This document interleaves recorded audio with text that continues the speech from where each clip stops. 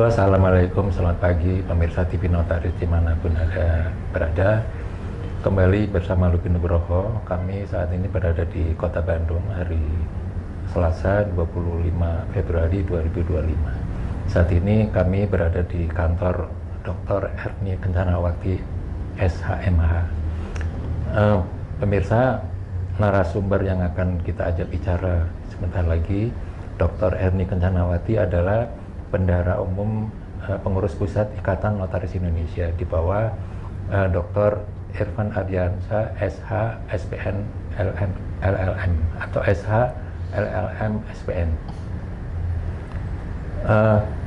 Kedatangan kami kemari adalah dalam rangka silaturahmi untuk berbincang sedikit mengenai masalah perkembangan termasuk juga konsolidasi PP Ikatan Notaris Indonesia di bawah Irfan Ardiansyah setelah pengukuhan kepengurusannya oleh Kementerian Pertengahan Januari lalu. Mari kita berbincang sebentar dengan Dr. Erni Kencanawati. Kita berada di kantornya yang sejuk, asri. Apa kabar Mbak Erni? Alhamdulillah baik, Mas Luki. Ya? Alhamdulillah. Boleh sapa pemirsa. Selamat siang para pemirsa semua, terutama para rekan-rekan notaris dan adik-adik ALB. Gini Mbak Erni, saya ingin tahu perkembangan selanjutnya hasil konsolidasi setelah sebulan lebih ini seperti apa yang dilakukan oleh BPNI dari kacamata bendahara umum. Secara umum nggak apa-apa. Ya, jadi sejauh ini seperti apa? Karena banyak masyarakat, apakah calon notaris maupun notaris yang masih baru, itu sangat berkaitan dengan eksistensi kepengurusan PP Ikatan Notaris Indonesia yang baru dikukuhkan atau yang baru diakui oleh pemerintah. Sehingga mereka berharap apa yang akan dilakukan, apa yang dikerjakan, termasuk notaris baru, mungkin notaris lama juga yang mau minta rekomendasi dan sebagainya, termasuk anak-anak ALB, adik-adik ALB. Bagaimana Mbak Erni? Pertama kita lihat dari sisi kebenduman dulu ya. Dari sisi kebenduman saat ini bendahara ya. Kebenduman itu ya artinya tim bendahara PPI ini masih terus berproses sehingga kami sampai dengan saat ini masih mengikuti alur yang diamanahkan oleh Ketua Umum. Jadi dalam waktu dekat mungkin kita akan memulai lagi iuran anggota yang masih tertahan sejak masih belum dilakukan penarikannya sejak bulan September. Kita nggak bicara masa lalu, kita sekarang bicara ke depan untuk demi kepentingan anggota maupun calon notaris maupun adik-adik ALB. Saat ini memang dalam proses migrasi terhadap adik-adik calon-calon ALB yang sudah melakukan pendaftaran di masa pengurusan sebelumnya, dan kini kami harus mendata sehingga itu membutuhkan waktu dan ada proses yang harus dijalani. Inilah kami meminta kesabaran dari adik-adik terhadap hal tersebut, apalagi berkaitan dengan kartu anggota juga kita dalam proses pelaksanaan hal tersebut. Kemudian yang paling penting nih dari yang harus kita capai itu adalah kita tuh tidak harus melihat lagi ke belakang, tapi kita harus melayani anggota. Sebetulnya pengurus ini adalah pelayani anggota. Ini kita memikirkan anggota, bagaimana anggota itu dapat ilmu baru, dapat bagaimana itu anggota tidak, apalagi yang mau minta rekomendasi tidak kesulitan meminta rekomendasi, baik perpanjangan, perpindahan, ini kan terus harus berjalan. Organisasi ini bukan milik orang-orang eksklusif, bukan milik orang perorangan, tapi milik anggota dan juga bukan milik pengurus. Kita ini hanya pelayan saja kok sebetulnya kalau boleh dikatakan.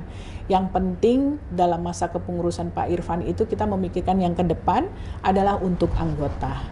Itu semua kita sedang laksanakan. Makanya pesan saya dengan adik-adik ALB, adik-adik yang mau mengikuti ujian UKEN, itu bersabar. Memang UKEN betul akan dilakukan dalam waktu dekat. Dan kita harus bersinergi juga dengan keputusan pemerintah yang telah memberikan keputusannya mengenai kepengurusan wadah tunggal dari Ikatan Notaris Indonesia. Itu ya harapan kita nih sebagai pengurus ini cepat berlalu, tidak lagi ada kisruh yang akan sangat merugikan anggota. Karena yang terus terang yang dirugikan sekali adalah anggota. Ya. Ini termasuk yang berharap untuk supaya kisruh ini kan yang berharap kisruh ini selesai ini kan termasuk notaris yang baru. Betul. Ya kan, kalau ketika mereka mau melakukan pekerjaannya terhambat, misalkan kalau mau masuk akun YAP itu juga itu gimana? Ya betul. Jadi setiap ada berkaitan dengan badan hukum, notaris akan mendirikan suatu atau membantu kliennya mendirikan badan hukum, itu kan harus berintegrasi dengan atau masuk ke dalam web akunnya AHU ya. Nah ini kemudian tata cara pembayarannya karena masih ikut dengan sistem yang sudah berjalan, itu harus punya akun akun YAP. Dan itu terkait dengan kartu anggota. KTA ya? Iya, kartu KTA. Terus bagaimana KTA? Nah, ini yang akan menjadi ini ya sebagai percontohan ada nanti yang dari CAT ya. Hasil CAT kan kita tetap harus menghargai CAT itu kan. Itu CAT. CAT. Ya, itu kan sudah keputusan pemerintah yang harus kita terima. Nah, ini bagaimana mereka karena ada klasifikasi yang belum terpenuhi, tetapi kita pun harus tetap menjalankan keputusannya pemerintah dan mereka harus diangkat menjadi notaris. Nah, ini kayak yang ada prosedurnya. Kayak apa itu, Mbak? Klasifikasinya mungkin nanti akan ada tahapan ya. Jadi masih ada, jadi ada calon notaris nih yang sudah lulus CAT tetapi dia belum ALB contohnya nih. Nah, ini untuk mendapat KTA dulu itu kan harus dia menjadi ALB terlebih dahulu. Maksudnya dipenuhi dulu persyaratan. Karena kita diatur di Perkum ya. Prosedur itu kan ada di Perkum yang kita nggak bisa langgar juga. Tetapi yang pasti moto kita adalah tidak merugikan buat calon-calon notaris yang diangkat berdasarkan CAT tadi. Yang akan memperberat lah. Banyak maksudnya. Yang masuk lewat yang lulusan dari CAT kemarin. Ya, klasifikasinya macam-macam ya. Ada yang magangnya belum terpenuhi, ada yang ujian kode etiknya belum ikut. Nah, inilah yang menjadi kita harus sinkronisasi dengan kementerian. Nah, itu. Tapi apakah tidak itu harus hati-hati juga, misalkan harus jelas gitu ya. Misalkan ada surat dari mana, misalkan ini contoh magang lah, rekomendasi magang itu kan magang diperlukan, itu kan harus diteliti juga ya. Nah, konsepnya seperti apa itu sedang digodok oleh bidang organisasi, Mas Uki. Jadi itu kewenangannya dari bidang organisasi dan ketua umum, mungkin nanti yang akan bisa menjawab itu adalah bidangnya organisasi karena ada prosedurnya, Mas. Mungkin nggak orang bawa surat rekomendasi magang yang fiktif gitu, bisa nggak? Bisa terjadi karena kita juga, nah itu verifikasi terhadap keaslian, benar nggak dia sudah magangnya itu betul nggak? Karena ada juga ditemukan surat magang dari magang bersamanya itu juga palsu, dia pinjam punya temennya, dia tulis ganti lain, nah itu juga ditemukan adanya kayak begitu-begitu. Nah inilah tuntutan kita tuh, kita jadi notaris kan harus jujur ya. Dari awal sudah nggak jujur, ya mungkin ke depan kita nggak tahu dia bagaimana saat menjalankan profesi atau jabatannya dia sebagai notaris. Terus mengenai ini waktu ya, kira-kira kapan itu akan bisa tahapan-tahapan itu bisa sampai mencapai titik? Saya rasa nggak lama lagi ya untuk tahapan itu diselesaikan karena kelihatannya sudah ada progres apa yang akan dilaksanakan oleh PPINI dan berkoordinasi dengan kementerian berkaitan dengan hal itu, karena terus sudah koordinasi. Berarti semua tahapan ini selalu dilaporkan ke kementerian ya? Oh pasti, karena yang pasti kita nggak akan memberatkan para calon-calon notaris yang dari hasil CAT tadi, karena ini yang menjadi perlu kita pikirkan bersama adalah yang dari CAT, karena ada tahapan yang terlewati gitu loh dengan adanya. Ya itulah jadi suatu akibat dari kondisi yang nggak kondusif di dalam tubuh organisasi Ikatan Notaris Indonesia. Mbak Eni kan bendara umum, bagaimana mengatasi masalah ini? Karena dengar-dengar ini kan ini kan perlu anggaran yang besar ini. Apakah ada uangnya ini karena Ikatan Notaris Indonesia?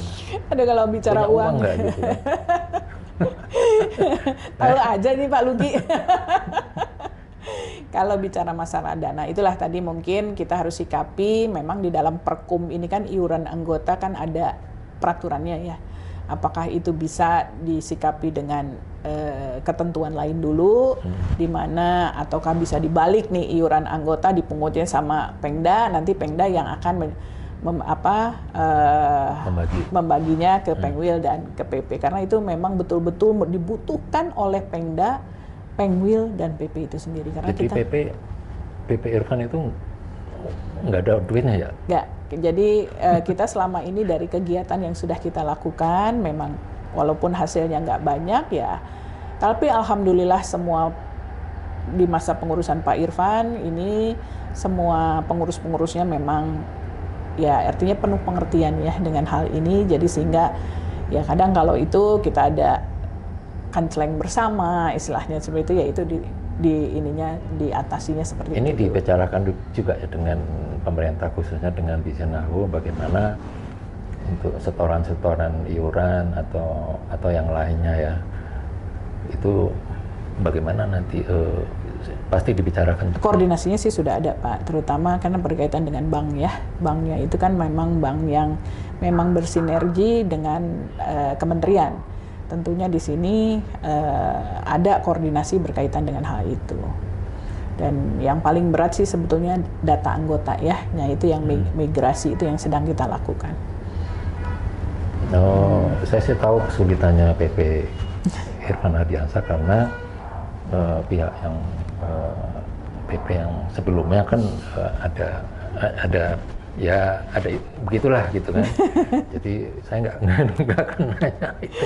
Cuman masalahnya ada uangnya nggak PP Irfan ini gitu kan? Iya betul. Tapi jadi, bisa diusahakan ya. Alhamdulillah kemarin udah ada beberapa kegiatan bekerja sama dengan Pengwil. Itu ada pemasukan, kemudian waktu pertama kita sempat ada ujian kode etik ya yang kita laksanakan di Depok, Bandung, kemudian satu lagi itu ada beberapa daerah itu juga ada, walaupun dengan hasil yang tidak besar, dan kita tidak berharap dulu dengan masalah itu, tidak mencari keuntungan sama sekali, yang penting semua kebutuhan anggota itu terpenuhi, itu aja sih kita. Bantuan dari pemerintah ada nggak sih? Nggak ada Pak. Nggak ada. Nggak ada. Sebetulnya sih kalau dari asas PNBP itu kan penerimaan pajak bukan penerimaan negara bukan pajak. Iya. Kalau nggak salah nih, kalau saya nggak salah ketika belajar tuh bahwa itu dipergunakan untuk dimana kalau yang menghasilkan dia untuk kegiatan itu, misalkan kalau dari petani menghasilkan PNBP untuk negara ya untuk kegiatan petani juga, kalau nggak salah loh itu. Kita nggak pernah membicarakan itu sih Pak, jadi kita belum sampai dengan ke arah sana, karena ya mungkin ke depan mungkin ada pembicaraan, tapi saat ini kita tidak berbicara tentang hal itu. Ya sudah, saya pikir cukup ya Mbak Eni. Ada tambahan lagi nggak? Enggak, sudah cukup lah Mas. Yang jelas dalam waktu dekat akan ada ujian kode etik ya. Betul. Dan itu jumlahnya berapa tadi?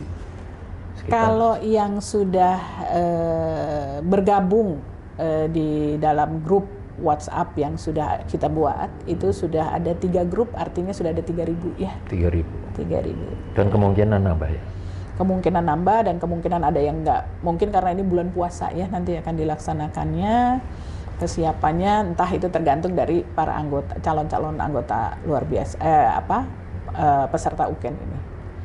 Jadi kondisinya tergantung dari mereka dari 3.000 ini apakah daftar semua, itu kan juga belum tahu juga kita Pak. Cuman insya Allah dalam waktu dekat pendaftaran akan dibuka, dan itu sekali lagi kita hanya minta kejujuran dari para calon-calon peserta ujian kode etik untuk melampirkan semua dokumen-dokumen yang benar. Mbak Erni, ada yang pertanyaan yang ketinggalan karena Mbak Erni bendahara umum, pas kemungkinan tahu berapa itu biaya ujian UKEN belum Pak, karena RAB-nya belum masuk, jadi kita perkiraan belum berapa? Aduh, perkiraan saya belum berani, tergantung hitungan tempat ya. Yang pasti memang mungkin di atas 1 juta ya? Ya, kurang lebih sekitar 1 juta. Tapi kita juga belum pasti. Kalau nggak salah dulu Bang Irfan pernah bikin UKEN juga ya, di bawah ya? Di bawah karena ya? dengan kondisi pada saat tapi itu berat kita itu belum kayaknya ya. berat, banyak yang ya berat sekali ya. Artinya masih ada ngepas sekali. Berarti kalau pengurus pusat pengadaan ujian kode etik itu kan nanti ada penghasilan gitu kan? Insya Allah. Ada penghasilan. Saya nggak akan tanya yang di mana-mana. Yang jelas kalau ujian kode etik pasti ada penghasilan gitu ya. Nanti diharapkan ada penghasilan ya. Intinya salah satunya adalah memang kita ada cost tiap bulan yang harus menjadi beban kita ya. Ada cost ya, baik listrik, kemudian pegawai, kemudian transportasi. Nah itu ada cost yang harus kita tanggung setiap bulannya, dan selama ini memang dengan kebesaran hati Pak Irfan dari semua rekan-rekan pengurus ya, kita sama-sama saling backup untuk sementara ini. Jadi kayak urunan gitu ya? Urunan, tapi alhamdulillah sih kemarin dari Lampung kita pun masih ada sisa keuntungan yang masih kita pegang untuk kos per bulan itu. Iya. Oke, dari seminar, dari ujian kode etik kan 4 kali ya dalam setahun ya? Iya, untuk seminar terakhir kemarin ini kita ada kerjasama dengan Pancasila ya. Oke, itu berarti sudah dianggarkan ya nanti dari sana penghasilannya berapa untuk organisasi. Betul. Ya, untuk semester berapa gitu ya? Iya, biasanya seperti itu. Pokoknya yang penting kos dulu untuk per bulan itu tutup dulu. Nanti dipertanggungjawabkan untuk kegiatan selanjutnya. Iya. Gitu ya. Ya baik. Terima kasih Mbak Erni. Sama-sama nih. Semoga sukses. Amin, insyaallah. Pemirsa, demikian perbincangan singkat kita dengan Bendahara Umum Ikatan Notaris Indonesia, Dr.